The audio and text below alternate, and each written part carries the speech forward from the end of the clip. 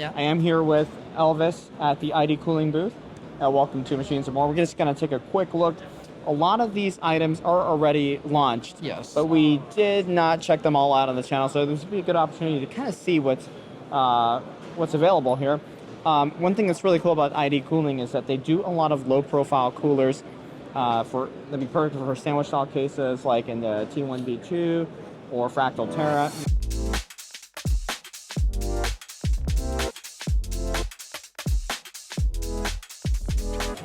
From left to right, we got some pretty small ones.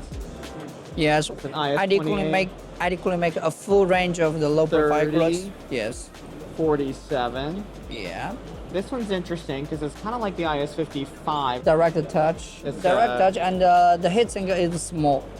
Direct touch and heatsink sculpted is away. You small, can cut see out. underneath the slim fan, there's no heatsink, so it's maximum compatibility here. And also the brackets Yep. can turn 180 degrees. So the fan will not hand over here, but hand over here. You see the heat? So you If can turn mix it. and match as you need for your setup. Yeah. 5 direct contact heat pipes here. Yes. Okay. And of course, this IS55, many of you have seen already in our Fractal Terra coverage, which is continues to be a very good heatsink cooler combo for that purpose. And then we have the IS67, also a cooler that's been featured quite a bit on the channel before. So a lot of neat things. This prototype we call it like frozen A720 Slim. So the total height is about 125 millimeter, and especially with the 7 heat pipes soldered to our copper base.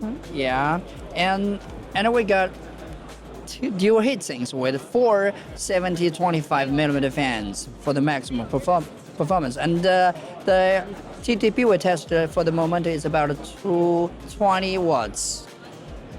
So this one's interesting because it's kind of like a very, very low profile dual tower. Yeah. And they're able to do that because of the use of these 4 70 millimeter fans. Yes. So that's definitely interesting. Are you looking to put it into production? Is that something that you're still kind of test? Yeah, we're gonna test about the fan speed to adjust it, because if we put it full speed, it will be very loud. So we're not gonna adjust the fan peak curve a little bit, and then we want to release it to the market. It's very interesting.